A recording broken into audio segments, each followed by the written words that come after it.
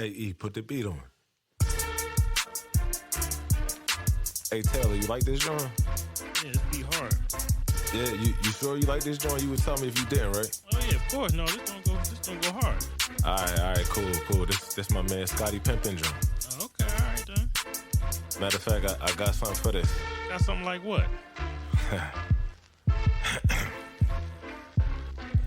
Welcome to the top shelf, where the flavor so hot, but you will not melt.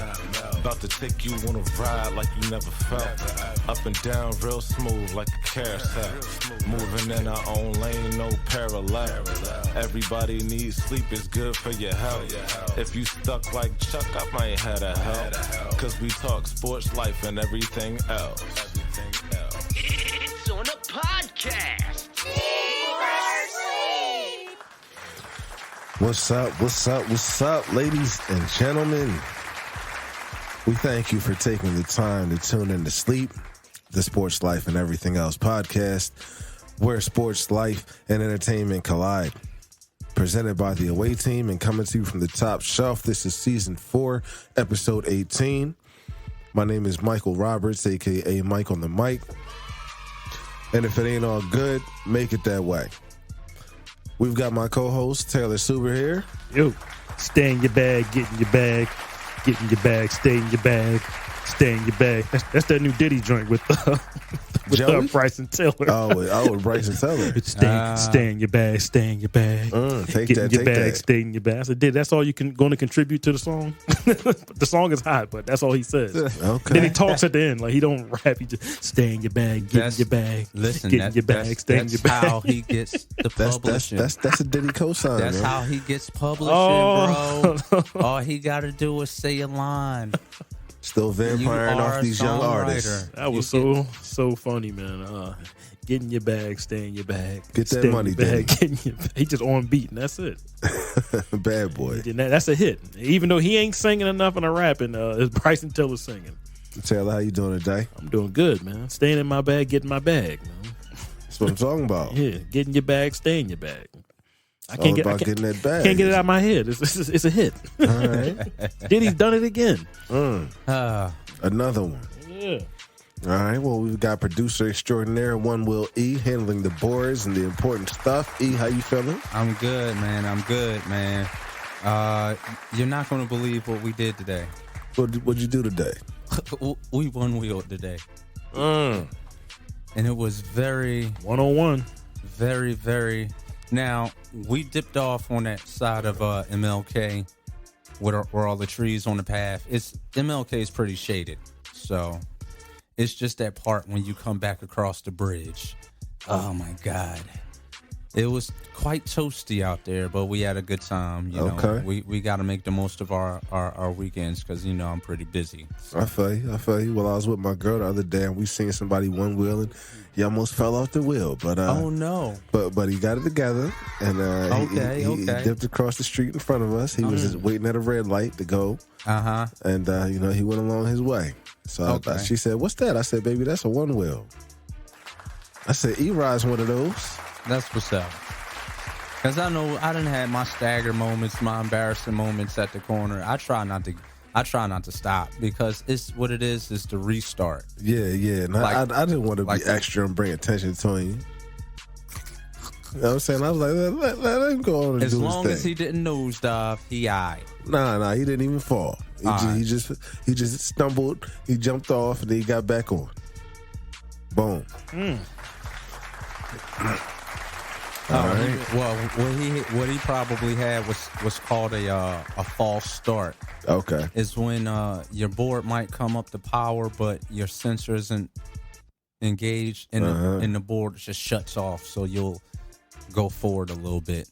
It'll look like you stumble off. It's not. It's just a false start, and you got to get your feet set. That's how you know what he's talking about. He up here breaking down technical terms for us the false and start. all of our good listeners.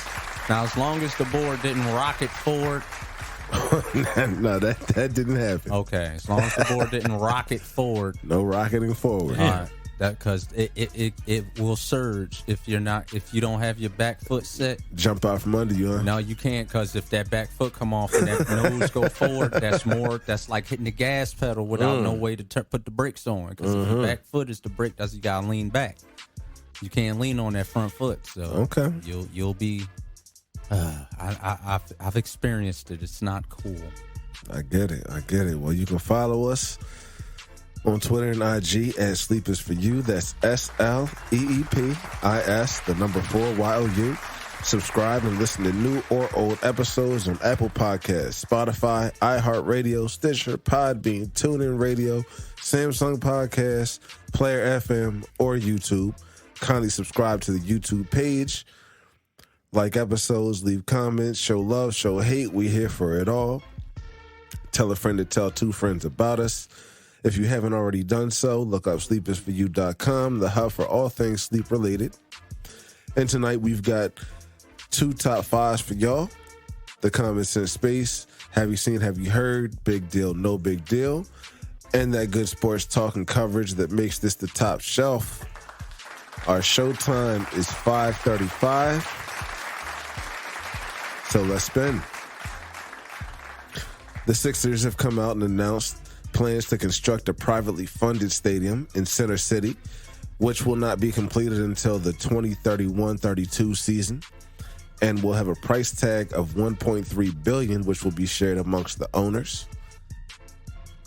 So, what are we feeling about this? I mean, I heard that Chinatown opposes it. They're I totally heard the same against thing. it. I heard the same thing. It's gonna, they think it's gonna take their business away, but I believe it's gonna boost their business. Like, yeah, I'd come out of the game and go get some Chinese. Like, what are you talking about? It changes the whole perspective of when you leave the game, what you're gonna do.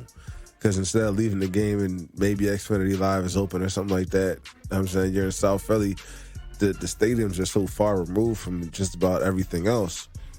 In Center City, you're close to like a lot of stuff going on. And most of the people that go to Chinatown, they're tourists. They come to Philly just to go to Chinatown. Yep. It's part of the tour. So, like, get it together. No one's trying to move in. And I think they're worried about them not being able to operate those booty houses they got down there. The red lights. Definitely. They do got some red lights popping. They're down there in the creeks and the crevices. Down in the cut, the washy washes. Yeah, I've been down there before. Yeah. I got a dude I was cool with that he used to go down there pretty regularly.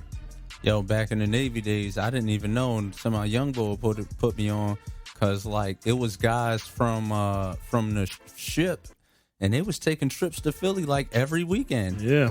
And I'm like, what the heck? He's like, yo, man, the spot, the down Chinatown. I was like, get out of here. Yeah. He was like, he was like, yo, if they don't got a girl you want, they make a call and they be coming through the door from somewhere else. Like, what? Yeah, one of my homies. He just came home. I dropped him off and I spun the block a couple times, and then he got on out about it. He was like, "Yo, man, thank you, Taylor." I said, "Listen, man, I'm a good friend. I'm gonna make sure you safe." You know what I mean? I scouted the place out for you. Go in there and do your thing, and bang, you right back out there, brother. Taylor out here looking out for the cooking. Yeah, that was my homie, man. Yeah, well, he's still my homie. Yeah, I drove. You know what I mean? Like I said, spent the block a couple times. You know what I mean? Sat in the parking spot, and then came back. He was ready. This was, I think, cell phone was out around this time. Yeah, okay. Man, that's what's up. Man. Maybe before so. I don't know, but I know I circled the block and he was outside. Yeah, maybe he didn't have a cell phone. Yeah.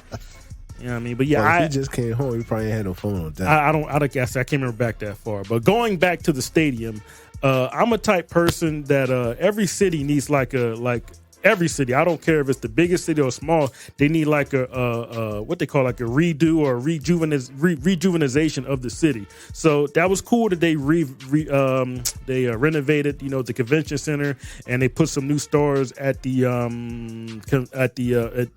gallery. But I think the stadium would actually be cool. Of course, they're going to people were kind of like mad. It's tight down there. I said, listen, they're going to stretch out the streets. They're going to make it so like this is a 9. We'll be in our 40s by the time the thing. So they're not. It's not like long process. It's like So this 9 years. Like 9 years away. Yeah, and they're not going to even start until like 4 years of 4 or 5 years of building it, and it's not even been approved yet either. I hope they do approve it, but I just think that the city of Philly, in the inner city, the downtown area needs to be rejuvenated. So, and they've done a little bit, but I think they can do a whole lot with that stadium. Be there. Like, a lot of people don't like change, but I like change, and I mean, and guess what? This is something that's not being paid for by taxpayers. Yeah. They're not. I mean, you probably are going to pay it on the back end. Maybe some contribution to it. Yeah, maybe like some small tax, but they're going. Heavily. Yeah, but they're going to pay for it as opposed to the crap. Well, I don't want to call it the crap, but the stuff down in South Philly where you did have to pay for that. Lori and all that made you pay by opening up your taxes. So this, you're not. They're saying you're not going to have to pay for it. I think you are, but maybe on a small end. But I think it's good for the city. I like the idea of having a Penn's Landing, but they shot that down. So they want to put it in the city. Penn's Landing would have been dope. Yeah, but the thing is, these guys are rich. They don't want to rent. They're like, if you're a billionaire, you're renting something. You don't want to rent nothing. You want to build your own stuff. Yeah, if you got what's the point of having billions of dollars if you can't build your own stuff? So I'm not mad at Josh Harris and I forget the other guys. To get out of Wells Fargo Center when the lease is up. They don't want to be down anymore. They're not trying anymore. to break it early. They're not trying to leave That's early. Comcast, and we own that. We appreciate y'all, but we want to build our own stuff. And plus, a lot of these cities right now, they got like 6-7 stadiums or something like that. You go to Atlanta, all the college teams have their own stadiums. Some are in the city, some are on the outer skirts. So I want Philly to kind of keep up with a lot of these other towns. You know, Brooklyn's, that's in the middle. That was a bus station back in the day, the Barclays Center. So. And no one complains about Madison Square Garden. That's been there for over 50 years. Here's how dumb Taylor is. I went to Penn Station. I walk upstairs. Madison Square Garden. I didn't even know. It's in one of the same. It's smack dab in the city. So if you can build a stadium in the middle of Philadelphia, I think that'll rejuvenate the actual city because no one really like. When's the last time you heard somebody say, "Yeah, I went downtown. I had a whole lot of fun." Like no one says that anymore. You know, I mean, people go outer to places and stuff like that, but I like the idea of it coming to Philly. I do. Yeah. So I just want people, you know, to have forward thinking with the stadium. I think it's actually a good idea. So I'm not really people were like hating on that. I wasn't. I like the idea of that. Yeah. No doubt. Mm-hmm. Yeah. Real quick. Yeah. We had somebody else that called in unexpectedly. Who? See if he's still on the line. Yeah. We got my homie Reese. What up, Reese? Yo. I guess you said you was busy. Yeah. We live doing the show right now. All right, man. Shout out to y'all. Yeah. But I'll get back with you.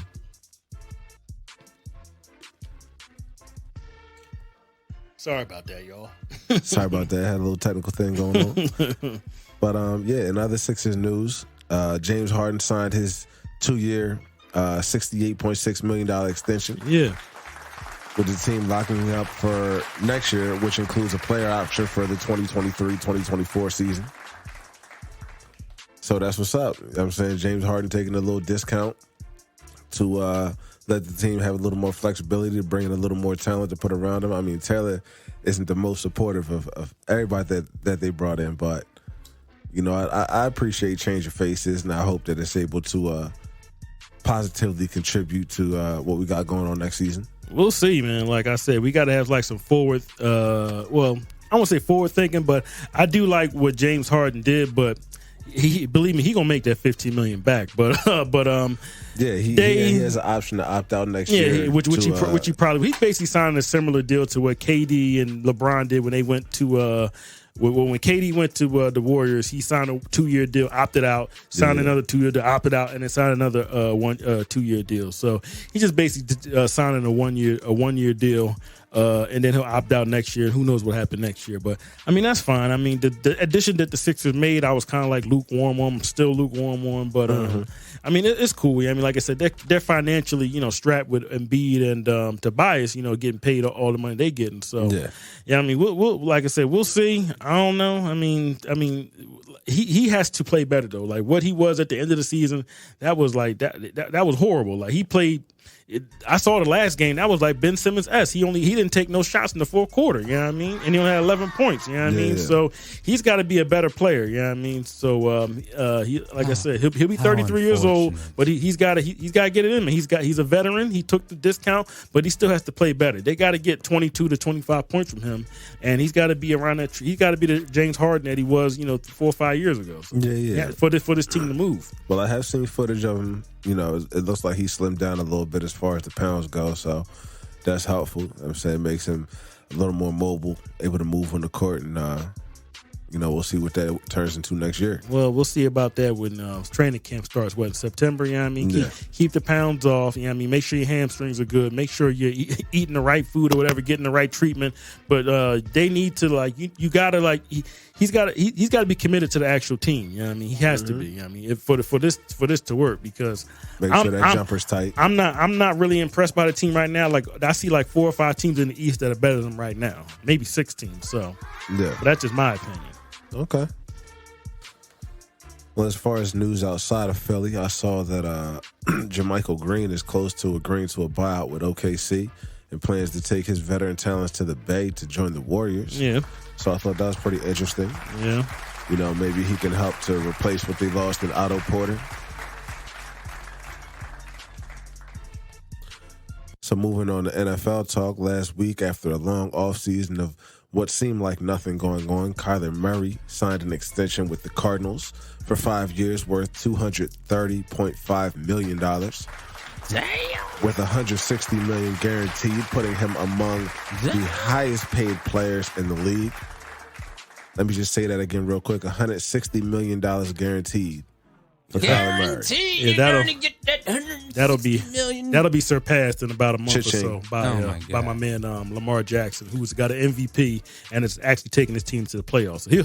That's one thing about these salaries; they don't last that long. About being the highest paid, you can be the highest paid for 2 weeks. He's not even highest paid. Well, it's Aaron Rodgers the highest more paid. than him. Yeah, but they were asking Patrick Mahomes how he felt about the fact that people are getting bigger contracts than him, and he's like, "Listen, when I signed my deal, I knew that it was life-changing money, and I'd be cool for you know what I'm saying, ever." So Patrick Mahomes I'm not worried about what these cats is Patrick doing. Mahomes not some broke from the hood. His dad played baseball, so as long as he getting his own little check, he got a really big deal with Adidas, and he got the commercials with that State Farm. He ain't missing no checks. You know what I mean? So Patty's getting that bread. But Lamar Jackson's about to get that bag. About to get broke off. And remember, he don't have no agent, so it's gonna be all for him.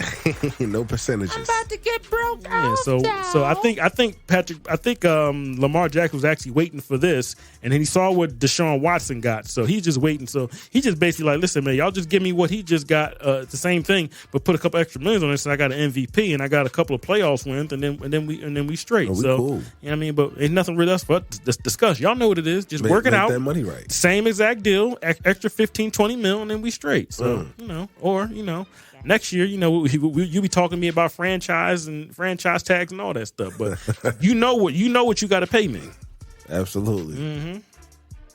So sticking on that NFL mode, we're going to get into our first edition of Top 5. Yeah. Which is going to be our top 5 running back duos this season.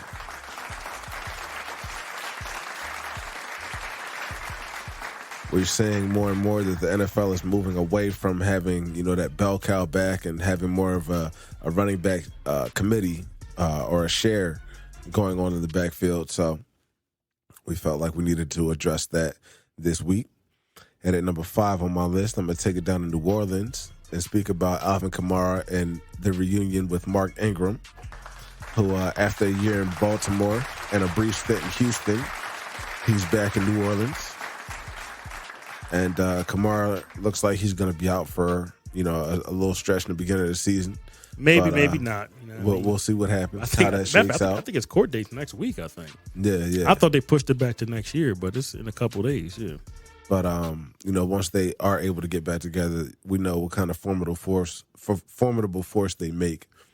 Kamara being able to stretch the defense, catching the ball out of the backfield as well as running between the tackles, and Mark Ingram a little more running between the tackles, but he can catch it as well. So I think they're going to be a good combination when they get back together this season, barring injuries, of course.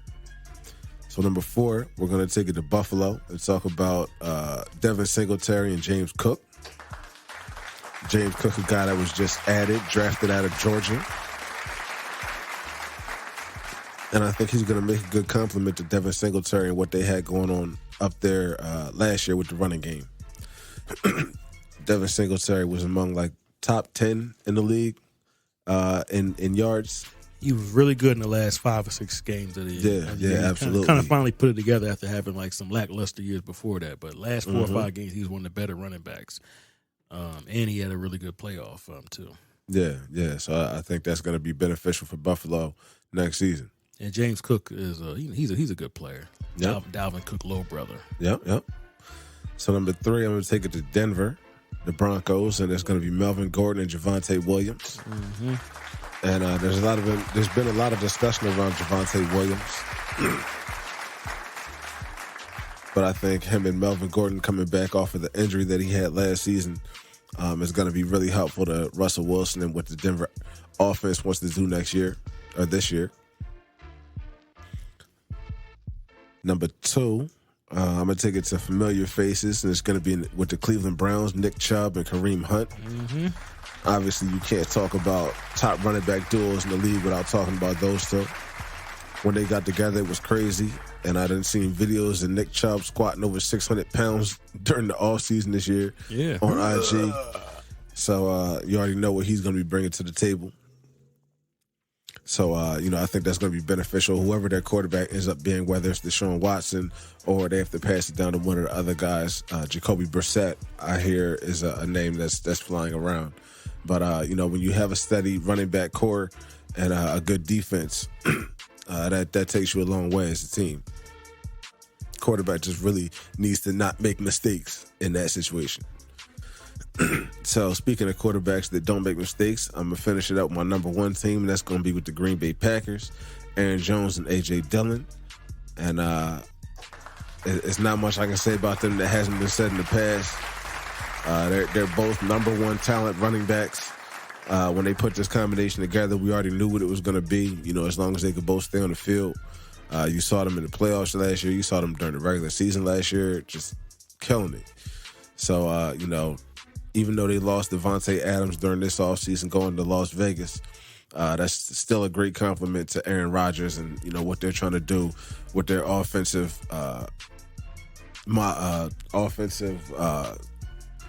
talent? Not talent. I can't think of the word right now, but their offensive strategy. There you go, for this year. Exactly. So that's going to do it for my top 5 list, and I'll pass it over to Taylor so he can list off his top 5 running back duos. All right. I'm going to go up to Seattle. They don't really have a quarterback up there, so they're going to have to run the ball a lot. Chris Carson? But no, he's not on my list. No. Rashad Penny and Kenneth Walker. And that was the whole reason why I want to do this list. You kind of got to pick. You can pick through, I've heard Chris Carson might not even play this year with the neck injury and stuff like that. So I don't know if they started their training camp yet. He might start on PUP, but I like Rashard Penny, who was another guy that had a really good season towards the end of the year. Finally got off the injured list and was able to put together some pretty good games in the last 4 or 5 games of the year, and he was pretty solid. He was everything that they thought he would be when they drafted him back in I think 2019. But he was hurt and he tore his ACL. Then the next year he came back from the ACL. He was hurt again. You know what I mean? So but last year he put it all together. Towards the end, and Kenneth Walker was a beast at Michigan State. I mean, just killing it. He's a transfer from I want to say Wake Forest, went to the Michigan State and was just a beast. You know what I mean? So I'm going to put some respect on Rashard Penny and Kenneth Walker up in Seattle. So that's my number 5. Even though people might not know about that tandem, I think they're going to do pretty good. Number 4, I'm going to agree with Javonte Williams and Melvin Gordon, just like you just said, out in Denver. They're going to be playing with Russell Wilson, and they got a crazy receiving core. Cortland Sutton, what's the kid's name? KJ Hamler from Penn State and Jerry Jeudy. So they're not going to have to face no 6 or 7, 8 man box like the previous guys might have to because they're on the quarterback. But these guys should be able to run a while. Javonte's a pretty good receiver out the backfield. Melvin Gordon's a vet. You know what I mean? You know what he can do. They both were over 900 yards rushing last year. So I wouldn't be surprised if they up that a little bit more. Or it might be around the same thing because they both, I won't say they're similar, but Javonte the younger up the back. So I think they're going to be really good out in Denver. That's just my opinion. I'm actually going to go to the down Miami. What? Yeah, I'm going to go down to Miami, and I'm going to put some respect on Sony Michel and Chase Edmonds. So okay, they got the new coach down there. I think his name is Mike McDaniel. Mike McDaniel. Right. So they got Chase Edmonds, and they signed Chase Edmonds, and then they kind of just added Sony Michel, who's just coming off a Super Bowl win with the Rams. So I like that little combination. I don't know about Myles Gaskins. I'm not sure about him. Usually when coaches come in, they like to move around running backs and stuff like that. Yeah. So I'm going to put some respect on Sony Michel and Chase Edmonds down in Miami. I think they're going to be a duo that people are not really thinking about, but I think they're going to do very, very well. Okay. All right. I'm going to go to number 2. This is another one that might be a shocker to people. I'm going to go up to New York. We talked about this last week, but we kept messing up his name. Breece Hall and Michael Carter up in New York and in New Jersey. The Jets. Yeah.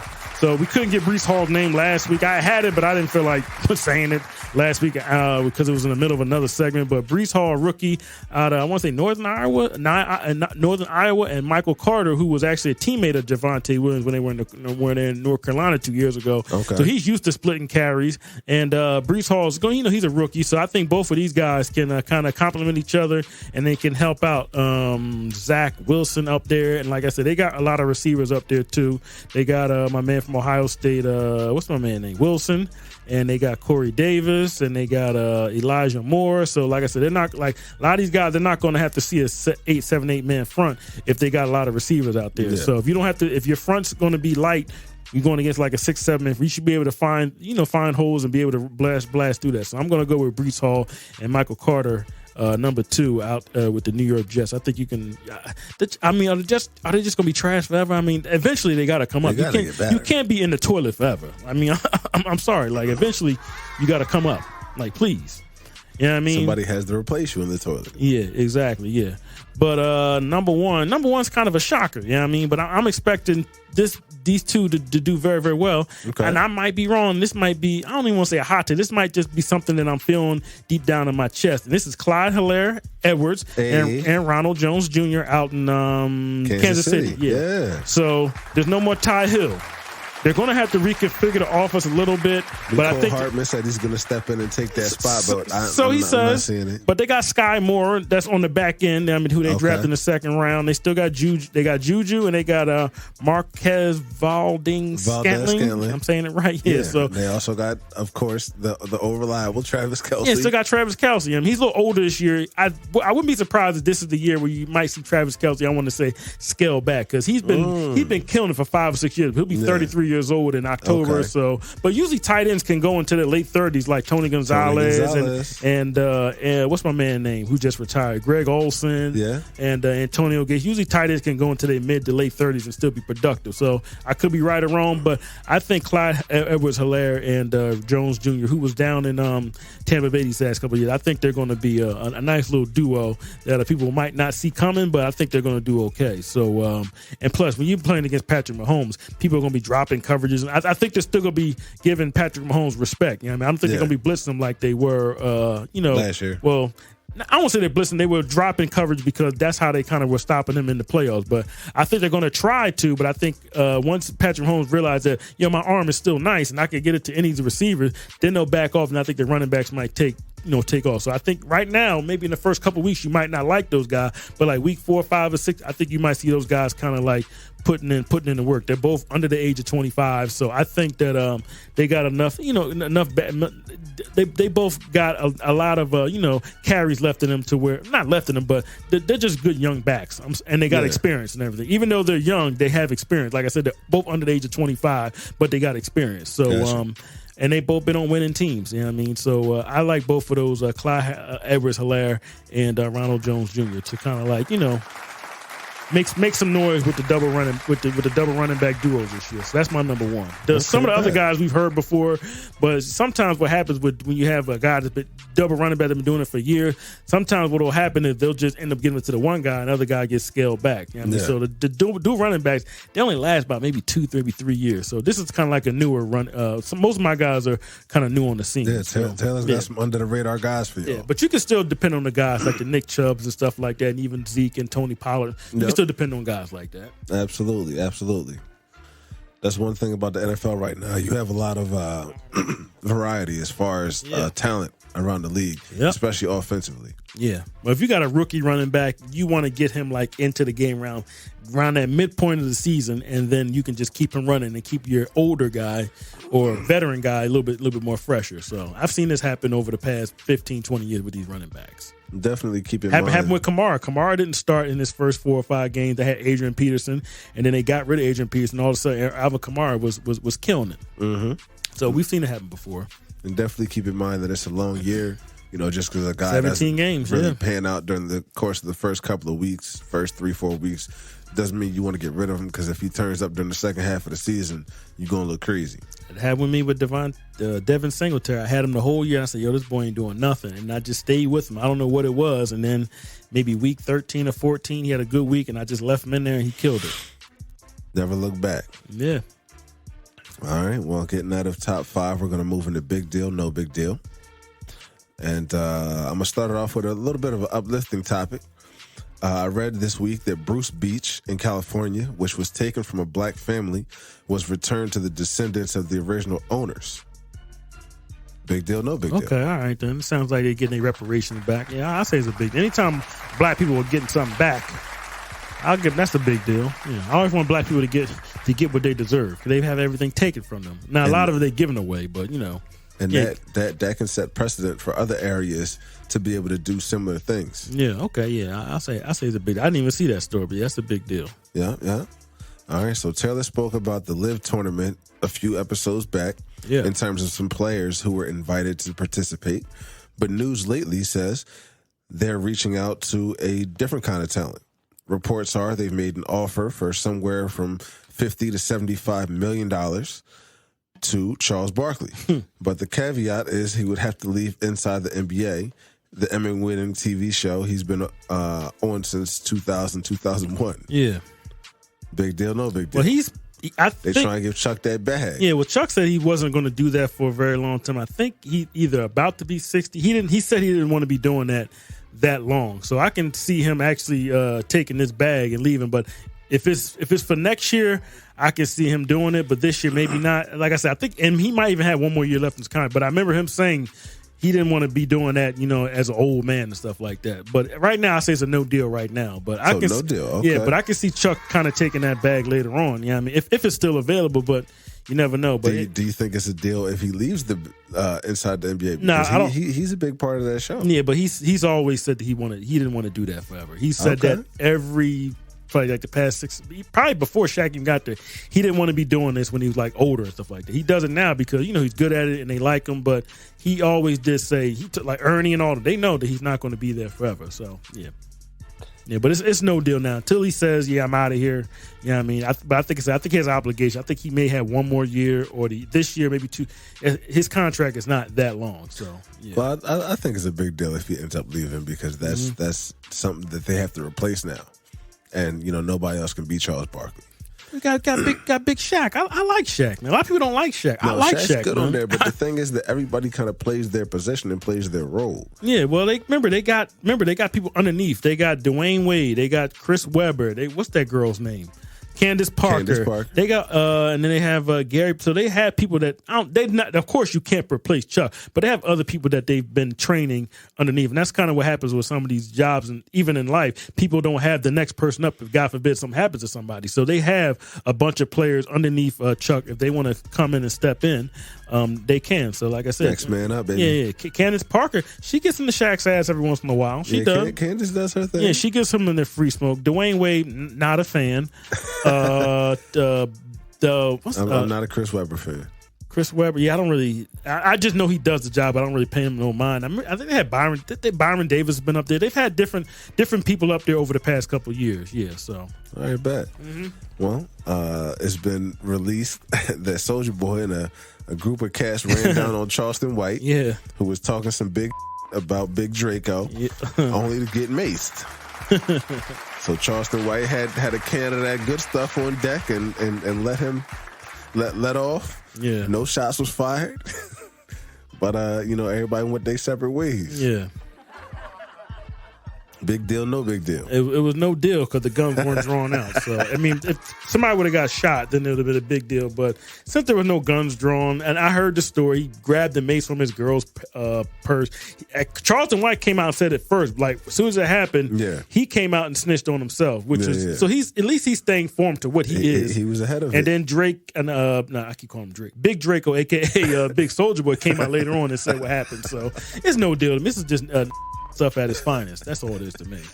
Okay, well, down in Miami. I thought you'd be able to appreciate that. It was cool, you know what I mean, when it happened. But like I said, Taylor wants mayhem. I want the Gats. I want the Rugas. I want the Calicos with the double. I want the guns out, man. Let off. Yeah, I want somebody to let off, man. I want to shoot out. Somebody maybe get hitting the ankle. You know what I mean? That's not right. It's not right. But this is my life, man. I love this, man. when I'm in the confines of my own home, I like to see get it in, man. I want you to take it to the as Charlie Mercy said, the abyss. I want to go down in a toilet, man. That's what I want to see. I'm home safe, chilling. Take it to the extreme. Yeah, exactly. Baby. I got my licensed firearm. I don't pull it on nobody. You know what I mean? But I want these cats who are out there in the trenches. I want them to get it in. Yeah. So, but it's no deal. You know what I mean? Until the guns come out, it's no deal. All right. Well, I agree. That's no big deal. Okay. The trailers for Wakanda Forever and John Wick 4 were released this weekend. Big deal, no big deal. It's funny because I saw the Halloween trailer. I was like, cool. And then I saw the Wakanda trailer, and I was like, man, it's just I don't know. It's just not the same, man. Like I mean, Chadwick Boseman, he's a really good actor. Yeah, and then they still haven't revealed who's going to be the Black Panther, but I don't know, man. I'm hoping that it does well. Taylor might have to say it's no deal, man. I mean, I'm probably going to see it. Did you see the John Wick 4 trailer? No, I didn't see that one yet. Okay. But it was funny because I saw it and I thought it was like a fake trailer. A lot of people on YouTube make like fake concept trailer, but not the real trailer. So, but I saw it. There's a real one. Yeah, but it's a real. So I'll check that one out. But it's no deal for both of them. I guess. Okay. I mean, I want the Wakanda to do well for good, but I just feel bad because a lot of people were complaining about. They didn't want him to be replaced. Then they saw the trailer. They wanted him to be replaced or recasted. So you can't have it both ways. Well, I'll say it's a big deal, man. The first one was a big movie, so I hope the second one can perform. I went to the theaters to see it, man. It was a whole black function. I was there. All right, last one I got. Michael Mann appeared on a podcast recently where he announced not only a book version of Heat 2 in the works, but also a second movie. Who's going to be in it? Are we here for Heat 2? Well, apparently the concept of this movie is that it's going to be a prequel to the first one. So it's going to follow Neil McCauley and Vincent Hanna and the different characters as they lead up to when they actually meet in the original Heat. You say a prequel? Yes.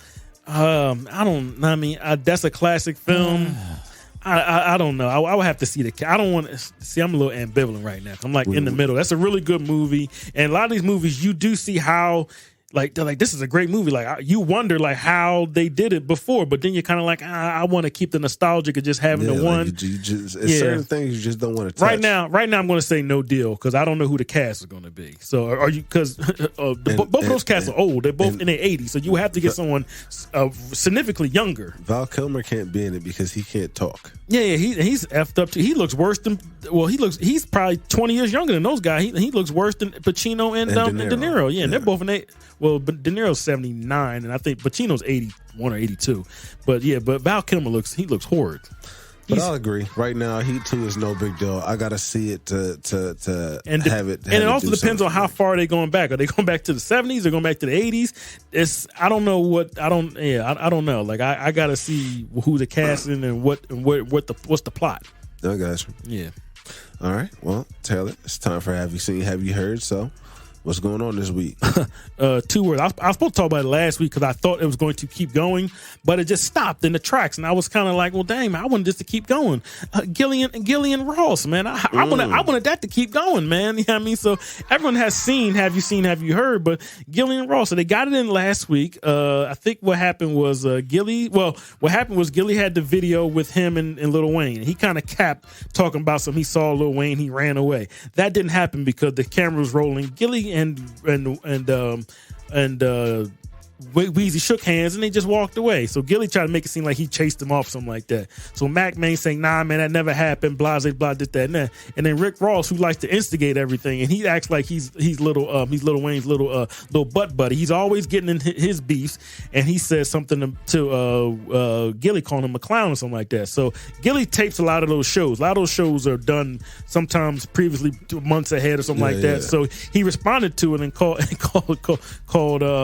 Rick Ross. Did he call him a clown or he called him out his name or something? He called him that. Something, right? Yeah. And then Rick Ross kind of like subliminally responded. But I salute to Gilly saying, "This ain't what you want. You don't want to out troll the troll. I'm the troller on the streets, man.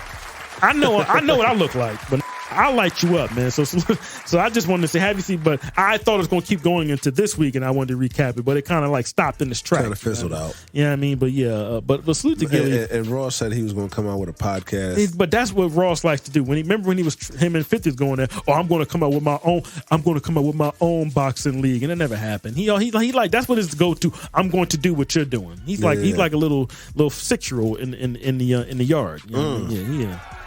Yeah, Ross was Nick, you was the police, man. You lied about it and you got exposed, sir. Get him out the sandbox, huh? Yeah, I mean, but he's a good rapper, but I mean, salute to Gilly for saying you bought her, I caught her. I like that line. You bought her, I caught her. I like that line.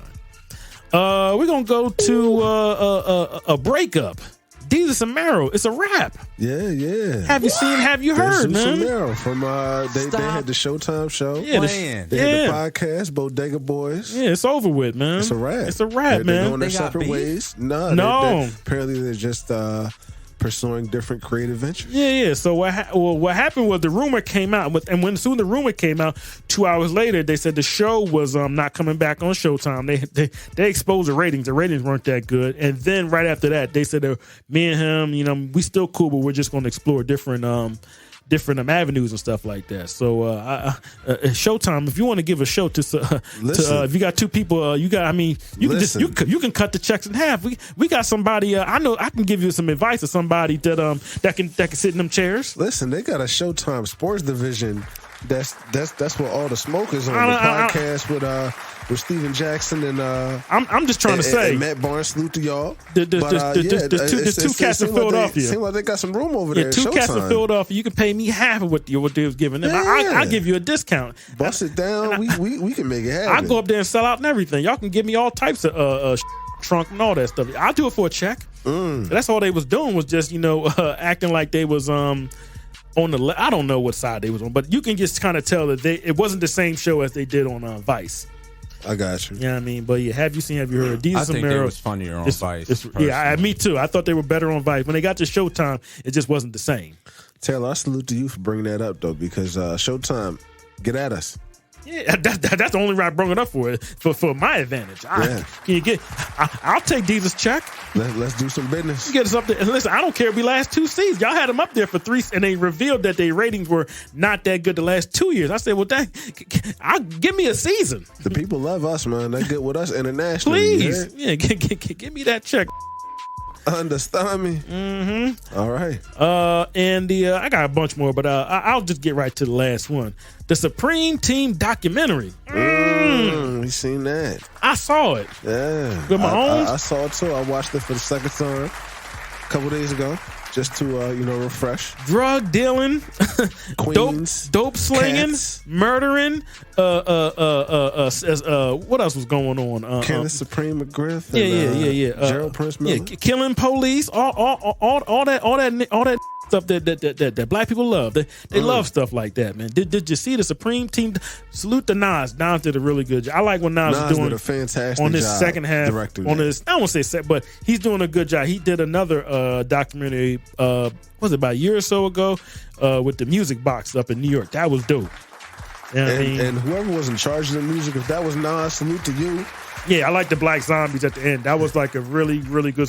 He could easily play one of his old school joints, but for him to play Black Zombies going out of the at the end of it, that was a good touch. And did you hear what he played at the end of the first episode? What did he play at the first? Wasn't it? What did he play? Mobb Deep? No, man. The end of the first episode. Hold on, real quick. I got it right here. I know after the second one, he played like some. After the second one, he played Tom Brown. Tom Brown. Funkin' for Jamaica. Oh yeah, Funkin' for Jamaica. Yeah, he did play that. What did he play after the first? At the end of the first one, he played Kenny Burke, Rising to the Top. Yeah, he did. Yeah. It don't get no better. No, it was. I thought the whole thing was good, but some people just look real suspect in that joint. Irv Gotti, you're a groupie. Oh no, he's a groupie. Yeah. He got exposed. You know what I mean? I wouldn't salute. I never saluted Ja Rule in my life. Salute to him for not being on there because he knew he was gonna look bad. So he said, "Nah, I'll pass." He knew what it was in for. Yeah, and I got some free smoke for Ashanti. She looked like an imbecile. She like a groupie. Oh, Kenneth, he was all cute with his brown eyes. Ashanti, can you give us like some meat and potatoes of who this man was? Like, you just up there being a groupie for a drug dealing. Come on, man, stop it. That is old enough to be your father. Knock it off. You know what I mean? But suit to LL. He didn't even remember he was even around. That's how you know LL had a great career. But I want you to. I'm going to ask you, who was the real gangster of the documentary? That's what I want you to tell me. Who was the real gangster? I'll tell you. The real gangster. The real gangster of the documentary. You probably missed who it was. I'll tell you exactly who it was. I think I know who you're talking about. Are you talking about the you talking about one of the police officers, right? Oh, it was that I would not want to be around him. It was a couple. There was the white man who was he was a housing officer. Yeah. This man said it was a great time during that time. Yeah. Locking people up. Mm-hmm. And then there was the brother that lived down the street from my man. Right there. Sterling Johnson Jr. I got his name. Sterling Johnson Jr. He was a narcotics prosecutor. He wasn't a cop. He was a prosecutor. That's why the got locked up because he stayed 2 blocks. So they's always thinking somebody snitching. No, you're down the street from a state prosecutor. That's how you got locked up. Didn't know what it was. Yeah. So you guys talk about 50 Cent. And it was funny when they told the one boy, he said, I didn't know he lived down that block. Mm-hmm. So y'all talking about this person, y'all was doing all that stuff, and the man lived right up the street who just reported on y'all. Salute to him. He said I was up in the barbershop and I had the gat underneath the coat. And he said, Don't turn me around. You know what I mean? If they come in, get me, but I'm gonna get them. I'm gonna get them first. That was the gangster. I've seen him before. I've seen him do interviews over New York stuff before. So salute to him, man. But yeah, he was serious. He was about his business. He was about that. He was about that action, man. Not none of them cats that was running the streets and stuff like that. That was right there. I was like, and he locked him up. And locked him right on up. So y'all talking about this person? No, y'all was right down the street from the man. He knew what y'all was doing. Yes, he knew everything y'all was doing. You know what I mean? So, but yeah. Supreme, he just looked dusty to me, man. Salute to his nephew. He seemed like he found the error of his way, but Supreme McGriff just looked dusty. Man. He was on vapor trails when he got out of jail, getting loans from Irv Gotti and Jay-Z. You know what I mean? Like I kind of lost respect because when people used to talk about him, I would be like, oh, okay, but I didn't really have no respect for that cat like that, man. You know what I mean? I do hope that someone that Gerald Miller Prince, I hope he gets out. You know what I mean? Because he caught a bad one. They was trying to put a lot of stuff on him, and he didn't even do. You know what I mean? But But both of those guys, they were suburban kids, man. They started selling drugs. It's a right for Preem. He caught a body. Yeah, exactly. He caught a body. Yeah, he don't need to get out nowhere. He was on the run in Houston and Chicago and I know in Miami. But I thought the all around it was good. But some people look bad. Irv looked like a groupie. That's what he looked like to me. A pure groupie. Him and his brother, groupies. And got pulled into it. Got sucked dry for all your bread. Salute to Irv Gotti for saying, that man. bad. Well, when I got locked up, Supreme told me, don't even get involved. Yeah, I bet you did say that, Negro. You didn't want to get involved with his body, but that's my friend. If that's your friend, y'all should have been co-defendants together. But you knew how to separate yourself from him. Yeah, but I thought it was all around. It was good. They put the 50 Cent stuff in there too. Yeah, that was like a little small tidbit. You know what I mean? But yeah, they did my man eat money bags dirty though. That was dirty. Yeah. Got shot in the leg, and you drive 10 minutes out the way, and then you have someone else take him to the hospital. And he bled out. So that was your fault. And I'm sorry, Black Just. I'm getting confused. Black Just got shot, and then E Moneybags got shot at some type of picnic, some type of family function. Yeah. You on an off day. Yeah. Well, that's why Taylor's in the suburbs. It's no off days in the game. That's why it's unwritten rules. Taylor stays in the suburbs, man. But it is what it is. Mm-hmm. But that was the last one. Have you heard the Supreme team? I thought it was pretty good. Yeah. Nas did a very, very great job. As I've said a few times, salute to him. I wasn't impressed, but I wasn't impressed by the drug dealer, but I was impressed by what Nas did as a whole, getting police and getting people who were around him, and some got the mayor up there. Yeah, some of the little cronies out in the streets running, got all their females running packs and all that stuff. And I like who he interviewed. Yes, well, not all their females, but he had a couple of the major ones, a couple of them. That one chick with the freckles, she was kind of hot. Ooh, the black chick. Well, I forget her name. Well, that was Gerald's ex-wife. Yeah, she left that in the jail cell. She said, "No, I'm not holding you down." All right. Well, we're gonna move into the common sense space, and our common sense space topic for this week is: does money that comes from something bad change if you do something good? I was watching King of New York yesterday, and that's a movie that a lot of people, appreciate. I believe it's a classic.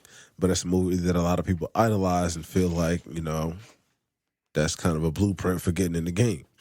So that's my question for y'all, and that's where it came from. Does money that comes from something bad, because, Frank White was getting that drug money and killing people, but he was trying to do good things, build hospitals, contribute to his community, do things that are beneficial to other people other than just himself, with the money that he was getting from bad things. So in my opinion, that's something that's been going on for a really long time. Even going back to like the music business, people done been sucking artists dry for years and using their money for this, that, and the third, whether it's something personal or it's something that benefits the community, quote unquote. So, if you can benefit from it, I can't knock it. I don't think it's something I would do personally. But at the end of the day, the money don't got no owners. It only got spenders. So where the money comes from, that's kind of a moot point. Doesn't matter. I don't want your dirty money. Yeah. So Taylor, what do you think? This whole world was built off bad blood money. I like to call it blood money. I like to forget bad money. Blood money. This whole world is built off blood money.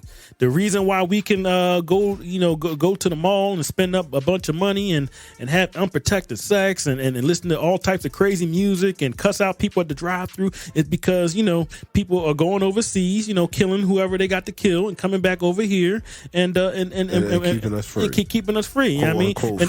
And all these wars, they're financed by money. You know what I mean? And so that could be so some little 11 or 12-year-old with a bazooka gets killed, and then we get to live over here and live the great life. You know what I mean? So that's what the whole world is pretty much built that's on. What it's all unfortunately, about, I don't know where I heard, but somebody somebody had bought some property. I think it used to be like a cemetery. They mowed down the cemetery and started building houses on top of it and stuff like that, man. So there's people I've heard all kinds of stories of stuff like that, to where people just use their money to where it could be considered negative, you know what I mean? But they building up something else, and then years go by and you don't even ask no question. You know what I mean? I'm pretty sure some of these not villages, some of these towns, I'm pretty sure they got their horror stories from back in the day. You know what I mean?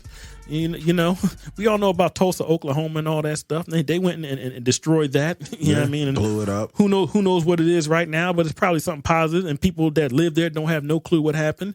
We all heard about that town down in Atlanta. They flooded it, Lakeland here, and the black people they told them to leave. They didn't leave, and they flooded it out. We and know then all about Katrina in New Orleans. Yeah, exactly. So people have been doing stuff like this for years. You know what I mean? I don't know who these people are. I don't know if they even have names. Maybe you do know who they are, but people have been doing this for years. Someone's going to end up getting the short end of the stick, but at the end of the day, they're going to be doing it for the greater good. So, like I said, it's been going on for years. I remember when they made 476, they had to pay those. That was like an actual valley where people lived in their houses and stuff like that. But 470s, I remember my father. When he first moved here, it wasn't even completed yet, but they had to get some people off that land to get to where you got to have the transfer from the Pennsylvania Turnpike to 95. There was nothing there. They built it within I think 4 or 5 years, but it's for the greater good. Like right now, we weren't even born when it happened, but somebody got displaced or something like that. But you can say, oh, that was bad, but it wasn't bad because now you got the highway. No one thinks about it no more. So in due time, you don't even think about what happened before you or before anybody else was even around. So they say you can't stand in the way of progress. Yeah. So a lot of stuff, a lot of the stuff that we live now, that we have right now, is because maybe it was bad at first, but now it's all good. It's all good in the hood, as they say. So I don't, Well, you can look at it different ways if you want to. E, what say you? All right. Well, there are people out there with morals, right? As they say, morals. So, say I went to the Shake Shake Club and the girl was just collecting dollars. Some of the Bible belters might say that's sinful and dirty money. But is the landlord going to care how you got that money? Nope. He just wants to make sure you got that on the first. Is her son going to care that he got brand new Jordans up on his feet? Lunch money. Exactly. McDonald's at night for dinner. I always say this. The government hates certain entities because they absolutely just can't collect. Yeah. They're the gangsters of the United States. Yo, they suck us dry for our overtime. Or if you make a little bit, they take enough from you just so you can, if you're doing a legit. Yep. If you making enough to be super comfortable, they taking enough that you just super on edge to make sure you trying to be super comfortable. Like, yo, they gangsters. They keep people in their place, and they taking everybody and claim they dishing it out or whatever. I don't know, but drug dealers and things like that, people in disenfranchised areas, they had to figure out how to get it. Yep. And some people cope with it. Suck. Like, drugs is garbage. Yeah. But it's crazy how you can figure out how to get money when you want something bad enough. In the worst possible situation. So, how dirty is the money? I don't know. Because I just think the United States deems anything they can't collect off of bad. And that sounds like, that sounds like some gangster stuff to me. So it's a little sus, a little shaky. Yeah. So I mean, now if you're gonna take that money and there was a whole lot of Bumpy Johnsons taking some of that money and giving turkeys and helping some people out. So if you taking from the bad and giving to the good, I guess it could be a little good, because. Some people, they got lost. I know you made a decision. I don't know, that needle, to me, that's a decision because that thing hurt. It hurt. Yeah. So that's a sound decision in most cases, you know. All right. So I don't know, man. If you turn around and you doing something to build up some parts, you know, but ain't no honor amongst criminals no more. Back in the day, I used to know some dope boys, some drug dealers around the way that did stuff for kids and things around the neighborhood. Mm-hmm. Yeah. I mean, that's just the era that I come from. What's going on now, I don't know. Everybody is cutthroat. But I do know some dope boys that used to do some stuff around the neighborhood. So, salute to them. I mean, they made their money and they flossed and they did their thing. But it was kids who needed stuff around the way. It was people, you know, there was some houses that some of the older folks needed help with. You know what I'm saying? Even if they paid the local crackheads to go take care of their yard or do something. I just knew some of the dope boys from back in my time. They did stuff for people around the neighborhood. They just wasn't just bleeding out the crackheads because they knew that some of them crackheads was breaking back in some of them houses. Yeah. You know what I'm saying? And to get that money. And I knew a couple of them personally who were like, I'm sorry that happened, blah, blah, blah. Here goes something to get that fixed or to replace that. And that's what they did. But they don't have honor like that no more. That's why it's out of control because there's no leaders anymore. It's just everybody a chief now. So, but, you know. Pookie, what happened to you? Come on, Nino. You know I look like stir fried. That's all I was thinking about when Nina was giving out the turkeys. You want some more? You want some more? You with the whole turkey? You don't deserve that turkey. Talking about the prom queen. You the prom fiend? He's the prom fiend. You don't deserve that turkey. You selling poison to your own community. Worshiping them idols. Oh my God. Little white devils. Yeah, like I said, as long as it goes to something positive. I mean, like I said, look at the dead hypocrites that we collect in our pockets every day.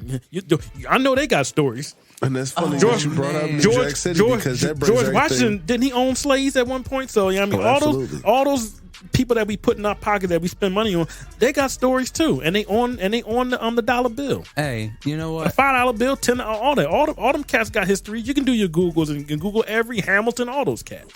Can I say something? Can I ask y'all something? Yeah. Young, I forgot to ask y'all about this during Have You Seen, Have You Heard? Yeah. I slid out. They going in on Pastor T.D. Jakes. for what now? Have you seen or heard about that? No. He was talking about females or something like that. He Yeah, was like, you know, basically he was saying I saw the sermon. that Oh, was he like- agreeing with Kevin Samuel or something like that? it was almost something like that. He More or was less. Yeah, some more or less. He was, I did see something He about was that. saying like, you know, how like the black families are raising black women to be like black men. yeah. To be like black men, and now all of a sudden the women went slap stupid. I saw I mean, it. I there's actually truth to saw it. it last. I saw it last night. Yeah, I heard about a couple doing. I actually saw it last night. But When you raising your daughter to believe that she don't need a man and she can be independent and you know this, that, and the third, like yeah, I listen. I like T.D. Jakes. I like the big church and everything like that, and I like what he says. Remember, he had something way back in the day called "Women Thou Art Loose." Am I saying it right? thou art loose. He had a play and then he put out a movie. So he's been on this wave for a little while. Maybe he kind of fell back off and went to the other problems and with black people. But I'm not mad at what he's saying. You know what I mean? Yeah. We just took a turn. Yeah, we did. But yes, I did. And I did want to say that it was funny. This I did cancel see culture, it. man. I did This see it. cancel Yeah, but culture. I didn't know he was getting flack about it. I thought he was spitting. Man. I thought he was spitting facts. Some of these women is putting a petition for him to be gone. Oh, Well, please. when you call certain people out on stuff, they can't handle that. So No, they can't. They Like, what you- if it don't- they you know come what? back with the pitchforks and the torches, the It's- tiki torches. Now there are certain things that you know you could be like, if it don't apply to me, Yeah. I ain't gonna worry about it. Now, If it don't the apply, let it president, if fly. the president of the United States came on TV and started calling black people the N word, then you know I'll be like, yo, that apply to me. I don't like you. Yeah, But Facts. him saying the truth Yeah.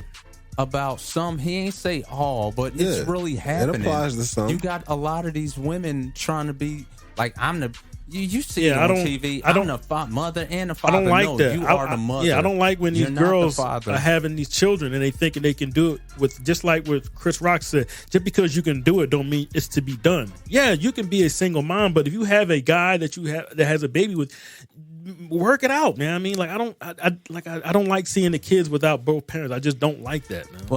Well, you know, and you shouldn't have to do it by yourself. Well, man. you shouldn't, but you got to remember, especially when you young. Yeah.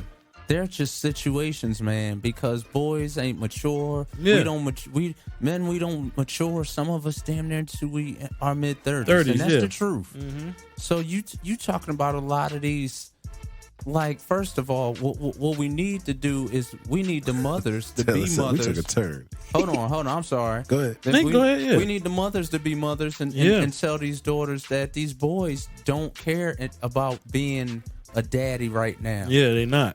They're not being taught these lessons, and then now they stuck with kids, and you expect. I'm telling you right now, as a man, when I was 14, anywhere between 17 to 20 something, I wasn't interested in being your baby daddy. I just wasn't. You're not trying to be in the house with I'm not trying to do that.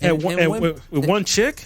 And women, and for some reason, some women, and I'm not saying all, but a lot of y'all women think that just because y'all simply had this guy's baby, that he's going to want to be a daddy or it's going to change him. You're not God. Nope.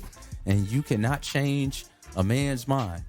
You can motivate that man in certain ways, whether you're doing it the bad way, going through the system or whatever, but you're not going to change his mind about how he feels. And not everybody cares to have a child with somebody. Nope. And you could be like, well, he shouldn't have laid down. Well, you could, I'm not saying what you could do and what you can't do, because I don't want to catch flack. But I'm just saying, everybody has a level of responsibility to prepare themselves. I said it weeks ago. You got a choice to either have that condom on or have that birth control. You got a choice. You've always had a choice. But once you take that raw pipe, there's no going back.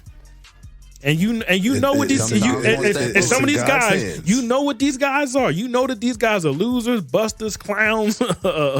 They don't have no care in the world. They smashing you and they smashing Tanya around the corner. And you know what it is. You know what I mean? So you can't get mad at him being who he is. A leopard don't change his strike. Like you said, men mature later. Mm-hmm. You know what I mean? Salute to a lot of men that they like to wait until they have children, stuff like that. You know what I mean? Like most of the time you're going to live a quote unquote long life. So you have time, but you don't, like, when you're young. When I was like 21, I wasn't ready to be nobody's father. Are you kidding me? I was out running the streets in strip clubs. I wasn't ready. Women, out here moving and shaking. Yeah, out here moving and shaking. Yeah, I mean, so we took a turn. Yeah, we did, and I wanted to say that it was funny that you brought it back to New Jack City, because New Jack City was loosely based on the Supreme Team. They based it on like at least 4 or 5 drug dealers, and then they just made a fictional character, but it was based off of a bunch of based on that situation. Did a cop get shot in New Jack City? No. I know something happened. I mean, a cop got shot at the end. He got stabbed. That Carter. Actually, a lot of cops. Remember, he was like, not to mention all the cops we got. He said cops. Yeah. There was COPS. certain things, like, I forget which drug dealer had like a whole apartment building. That was them. Yeah, it was them. It was Baisley. Yeah, they took like 3 or 4, whether it be Fat Cat, they took and combined it into one Nino Brown. You know what I mean? But they took a lot of it and stuff like that. Yeah, a lot of the stories and stuff like that. The funeral, not the funeral, was it the what's the name getting shot up and stuff like that. A lot of it was taken from getting shot up. But this is like in the early 90s, so you can't really tell those stories because those stories are still going on. But now that we're in the 2000s right now, you can see they took from Fat Cat, they took from Supreme, they took from Nicky Barnes. They just combined them all into one. To Nino Brown. Yeah. So this Wednesday, July 27th, marks the 40th birthday of Buffalo's own Westside Gunn, co-founder and CEO of Griselda Records. So in honor of Westside Gunn, hey yo, we're gonna do our top 5 Notice Westside Gunn songs. He starts every song with "Hey yo." You notice that, right? Yeah. Hey yo, Griselda Records, man. Absolutely. Boom, boom, boom, boom, boom, yeah, boom, boom, boom, all that stuff, and all the machine. I can't do it. Every time he do, I can't do. I be in the car. I say, "Tell you can't." just listen to the music and keep your suburban keep your suburban ass, your eyes on the road, nigga. Don't be trying to do gunshots like a nigga from Buffalo, New York. All right, so at number 5 on my list, I got a recent song. It's called Peace Fly God, his most recent album. It's called Derek Bowman. That song is hard. And I just like that Stove Guy came on and shouted out Derek Coleman with the 44 when he played for the Sixers. Yes, he did. That was dope. I like that track. So number 4, I'm going to take it to a joint that was a little further back. It was off of Fly God. It's called Mr. T. Yeah. And I feel like he repeats something on that song. I don't know what it is, but a lot of them songs, they don't have hooks. No. They just keep going straight through. It just raps. It's kind of rare that they have a hook. And no transition between people if it's features on the song and just keep it moving. Yeah. I like how the way he makes music. It's not. It's kind of unorthodox, but it not works. Really conventional. Yeah, but it's dope. It's really about the beat and how whoever comes off, and like you said, there's no hooks or nothing like that. Every once in a while he'll do a hook, but yeah, it's just mostly just let's just basically do a freestyle on a song. Just spit. Mm-hmm. And we'll get the engineer to construct everything and make it sound nice. Make it sound good. But it's like beautiful noise. So number 3, I got another joint off Peace Fly God and this big bracelet. Yeah. That joint is dope. That sample is dope, yeah. When the beat comes on, that joint is smooth. But I bang with that joint hard. Number 2, I'm gonna go to a joint off Hitler Wears Hermes 7. And that's Lucha Bros. Featuring Currency and Benny the Butcher. Just like the Lucha Bros, right out the front door. Don't come outside. Sting versus Flair. How dare he try to be us? That joint is hard, man. I wish us. What did he say? Something about them coming out with them shots. That was when Currency spit that verse. I was like, oh, that nigga sound angry. Oh yeah. And he was talking about Nipsey. Yeah, I like that. That's a dope song. Yeah. Yeah. Absolutely. And number 1, a joint off Supreme Blientele, Guys Don't Bleed. Featuring Benny the Butcher and Jadakiss. Now, I should have brought this up in my top 5 Jadakiss features.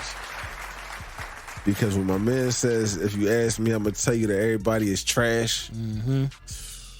That was a hard, I felt that. That was a hard bar. But yeah, Guys Don't Bleed. That's a hard joint too. God is the greatest. You can never be famous. That's a hot song. Uh-huh. That's literally the first song. Like, no intro. Let's just start right now. Let's just start that joint. And the way it comes, yeah, that's a hot song. Yeah, that joint is hard. What he said, something I fell in love with my first wife. Yeah, the bars are crazy on that joint. Had my first daughter with my first wife. Yeah, mm-hmm. Yeah. It was hard. Yeah. All right, so Taylor, what you got for your top 5? All right. Westside Gunn songs. So what I had to do was I didn't want to do any of the features he's done with his cousin or his older brother. So I just left it to just Westside Gunn. But I think the first one I'm about to name, that's kind of like a feature, but he did a joint with MF Doom. The song is called Gorilla Monsoon. Mm-hmm. Yeah. they make a lot of wrestling references. Well, a lot of my songs got wrestling. That song is hard. Just listen to the beat, man. My bedroom got a bedroom. My be dancing like he just says like the most randomest stuff, man. Like I love that song, man. Yeah, but Westside Gunn, and he's got an MF Doom on that second verse. That beat is just so haunting. Like I don't know how Derringer does the most their in-house producer who they use all the time. Yeah. That beat is just super fire, man. So yeah, that's one of my favorite joints. Gorilla Monsoon off the Westside Doom. It's like only 2 songs, and came out maybe 2017. I think I heard that on the radio. I was like, yo, man, and I'm Shazamming all this stuff. I said, Taylor, why don't you just go on what's it called, Spotify, and just follow this nigga, bro. and it took me like a year to let me just, cause I'm keep Shazamming all his songs. You know what I mean? Yeah. Let me just get down. Yeah. Number 4, I'm gonna go to Hitler Wears Hermes 3. Mm-hmm. Dear Winter Bloody Fear. Okay. I'm sniffing gunpowder. Like he just says the most random. Just says the most randomest stuff. It's a 2-beat joint, so he starts off rapping, stops it, and then the second half is I dropped a tear and ghost shot roller. Like he just always got these random like these lines stuff like that. And the crazy thing was before he got arrested, and he used to rap like regular, like he used to rap like pretty much everyone else. But I just saw an interview where he said he took 7 years off of rapping, and then he started back rapping after he got out. I think in 2012. By that time, he's almost 30 years old. He just switched it up, and he just says like the most random stuff. Sometimes it don't rhyme, and sometimes it's just a chant, but it just all molds together. You know what I mean? Flows. It just flows. It You know what I mean? Yeah. So Dear Winter, Bloody Fear. That's a hot song, man. And it's him by himself for almost 5 minutes, just going off. You know what I mean? So yeah, that's the song. When he's by himself, just rapping, he's actually pretty dope. He could definitely hold down the track. Yeah. Number 3, Taylor's Got to Get Ratchet. Song's called Drive By Love. It's Fly God. It's an awesome guy too. Cussing, talking about having sexual relations with a woman. I'm not going to repeat what he was saying because he's going to be bleeping me out and blurring me out. It's one of those Akinelli type song. He's just talking reckless about. Reckless. Yeah. I don't think it's on the Fly Guy. They took it off because somebody else used that same beat later on that year, so he didn't get licensed for it. But it's on YouTube somewhere. But okay. I fell in love when you cooked that brick naked. Ooh, that's all I can say. And everything else after that is just pure pandemonium. Just goes downhill from there. Yeah, it just goes downhill from there. It's just a disgusting song. But it's a pull up the track if you feel like feeling. The song's only like a minute and a half long, but it's a beautiful filthy song. Yeah, and Keisha Plum's on that too, doing her spoken word, but she's talking reckless too. But great song. That's some Taylor stuff. Yeah. Number 2, I'm gonna go to the Fly Guy too, but I'm gonna go with Gustavo. Ooh, Gustavo. Power Drop the Grip, Jerry the King Lawler. Like, yo, man, he just says the most randomest stuff, man. Like Gustavo off the Fly Guy album, which I said I was happy that album was on the top 100, whatever 100 rap albums. Yeah. That album is very. It's fire. He got a song called Omar's Coming. Him, Rock Marciano, and Conway. Hot song. We have an episode called Omar's Coming. Oh yeah, we do. Yeah, we do. Yeah. But yeah, Gustavo's just a great song. He's doing what he got to do. But that's off the first Fly God album way back in 2016. You know what I mean? Yeah, that song is hard. You know what I mean? But number 1. I'm gonna have to take it to Supreme Blind Tale too, but Taylor's gonna take it to Elizabeth. I know some around with the Supreme. Oh, I love that song. Can't nobody with me. I'm that one. Keep that Mac 10 for that fuckery. Get you some. Wish she ain't gonna see me now. Oh, I love that song, man. Yeah, that's him and Alchemist at their best on 2018 on that Supreme Blind Tale album. That whole album got bangers. RVD's a hard song, but that Elizabeth song with those drums and salute to Mick Foley at the end. That's what I said. Like Mick Foley at the end when he put the wrestling stuff in there. Because I remember when I first listened to it, I said I know who that is, but I got to listen to it again. So I listened to it again, and I said I think that's Mick Foley when he was talking to Chris Benoit. Because Supreme Blind Tale was supposed to be called Chris Benoit, but he didn't name it that because most people that wrestling it was what happened with Chris Benoit. You talk about ratchet. That was crazy, but he named it. But he changed it to Supreme Blind Tale, which was actually a better name for the actual CD album, and that album's a classic. I mean, just with the guys Don't Bleed and Elizabeth, Mean Gene, it's got bangers all up and down on Supreme Blind Tale. But that's one of my favorite songs. It's just him by himself, just spitting, and like I said, the Mick Foley at the end talking when he was a commissioner, that tops it off for me. And Elizabeth, of course, he named it after what's the name? Macho Man's girlfriend, who died of cocaine too. So everything comes back in full circle with this man with cocaine and drugs and everything. Yeah. So that's my favorite joint. Elizabeth off of Supreme. That's I can listen. I listen to that at least once a week. That's a hard song. All right. Well, that's going to do it for our second edition of Top 5. Yeah. Salute to Westside Gunn. Have a happy Born Day. Got another album coming out later on this year. I'm sure he does. They put out a whole lot of music. So if y'all bang with Griselda, salute to y'all as well. If not, get up on them. And sliding out of that, we're going to finish up this week's episode with T's Thoughts. So, Taylor, what you got for him? I want to talk to the young lady up at Sesame Street with the young kids, man. Or with Oh, no, no. one was her daughter and one was her niece or something like that.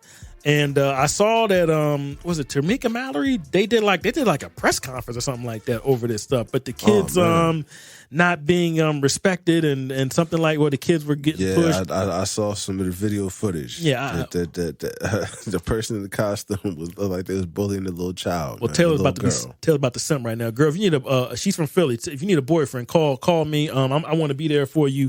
You might be able to get a check. I don't know.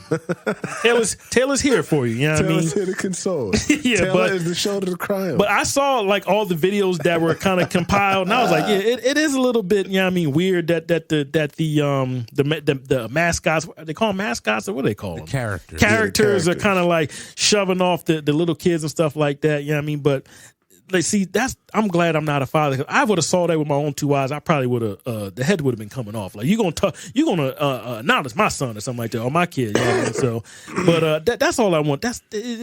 Taylor's just making a plea. How you doing, young lady? Baby girl, You're from he's Philly. here for you. I think we may have followed her. I think I followed her on IG. Look up the show. Yeah, I mean, but yeah. But I want to just salute her for seeing something that was wrong, and she went to the actual people at the park. That's kind of what I want to go to, because she saw something wrong with her children there, and they kind of shoot her off. So even though a lot of people were kind of like mad at her, I'm happy that she went and said something, because if you don't feel right, remember, you spend your money to go to these places, and you feel like you're not being treated respected, go and tell somebody. And if people don't say nothing to you, then take it to the top. You know what I mean? If that's how you feel, you know what I mean? Because maybe she's been there before and it happened again. She let it slide, and the second time she said, "Oh no, I'm not letting it slide." I'm gonna just ask you this question. Yeah.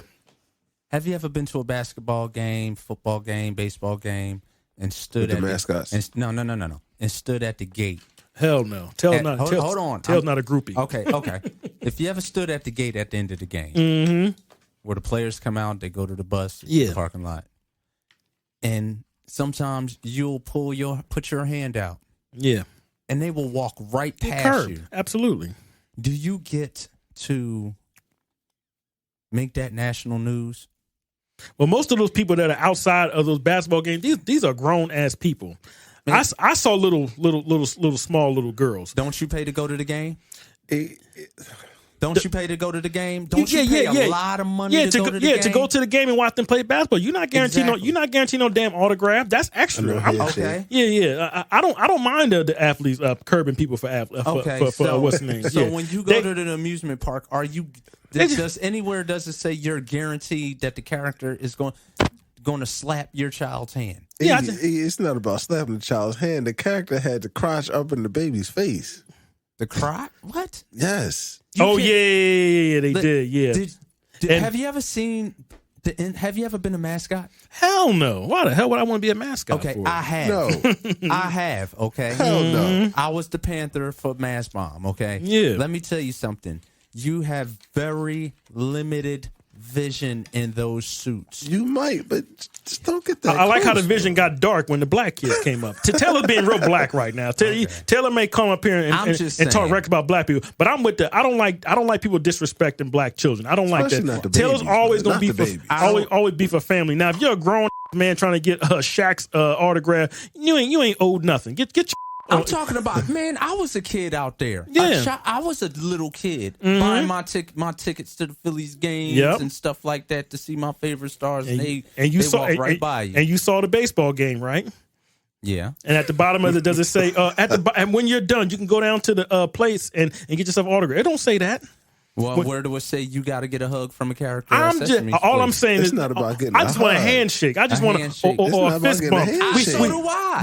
I wanted that from the players. We at a park. We supposed to be having my fun. hand like this. They walk. Okay, we took another turn. No, it's not another turn. I'm just bringing another point. I'm not saying that Taylor is wrong under no circumstances. But I'm just saying there are situations where you pay a lot of money and you will get curved, or you might not get seen. Like, yo, that's a lot of people. You're in a suit.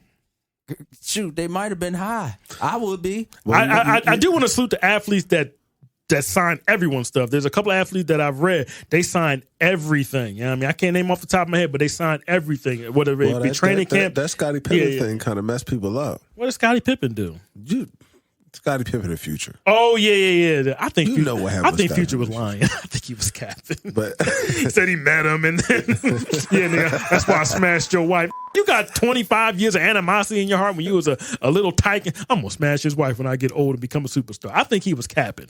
But what was I gonna say? Something good did come from this Sesame Place situation, because I saw in the news where I didn't know this before, but black people actually started Sesame Street. Yeah, of course. Yeah, like back in the day. Harlem. In Harlem, yeah. Mm-hmm. And then I think they probably sold it to some white people or something like that. Yeah, but I just don't. I didn't like the videos of the, like, me. I'm desensitized to a lot of stuff, so I don't really care. But I didn't like if you take your child to something and the mascot is like curbing you, but then they see the white kids and they're being all buddy.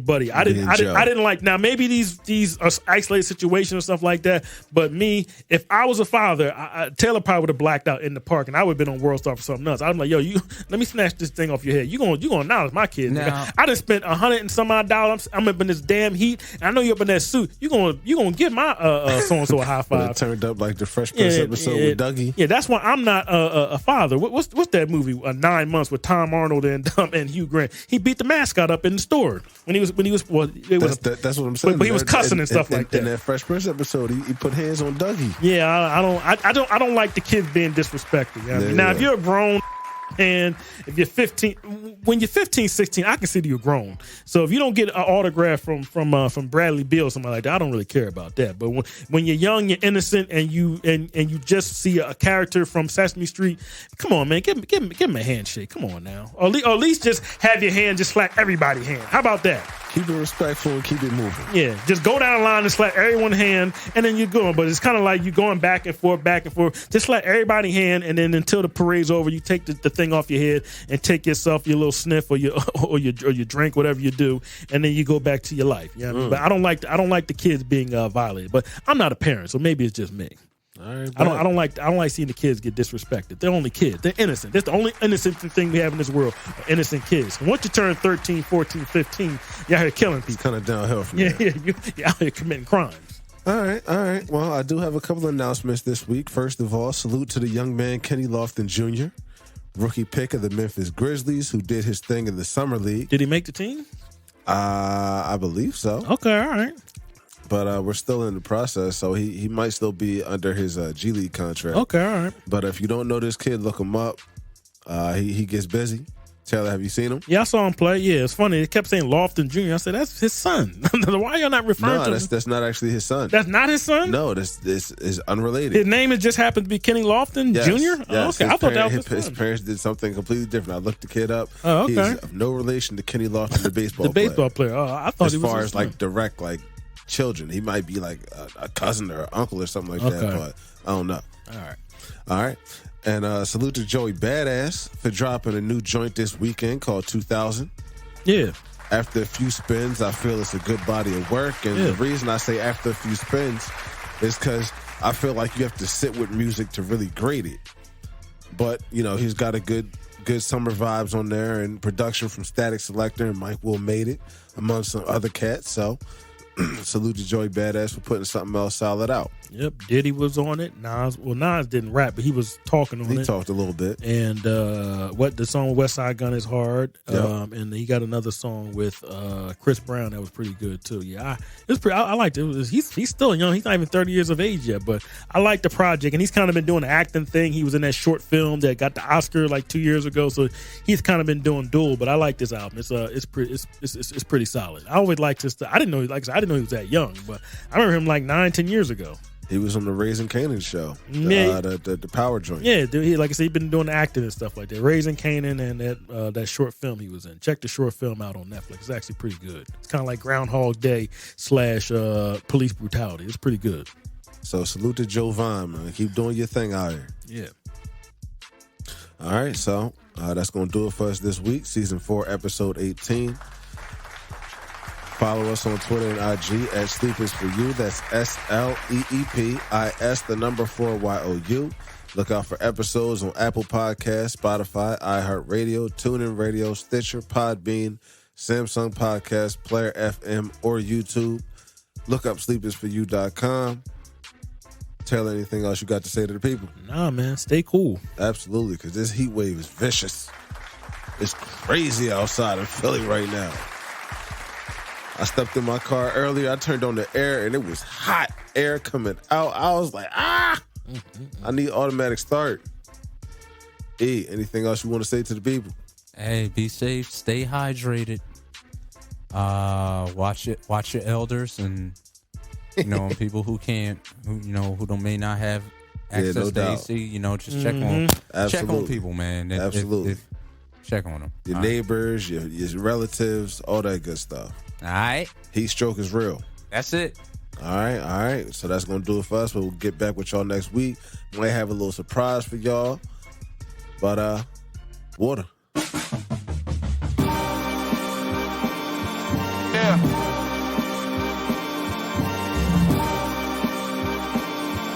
We back.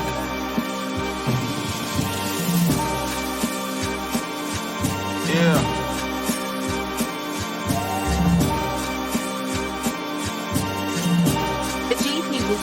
Look, free to return to that emo rap.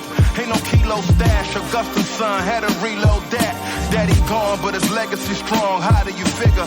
I too thought I'd be dead, all things considered, but I'm living, thriving and growing, fighting opponents that I'm with it. Striving to know who died for the lowest, don't you get it? The industry hope is trying to control us, I ain't with it. I got me a goal that's highly explosive with my wife and my baby. What I'm writing is weighty. Call me S.O. or Bebenberg, they knighting me lately. Stand where the light is, feeling like it, delighted, and maybe I'm getting grown. Nothing wrong with Bible and Baileys. I open up the text, got my mind closer off the edge. Goes the architect. I ain't gotta go to your connect. I gotta go direct. Him and I through the sun up.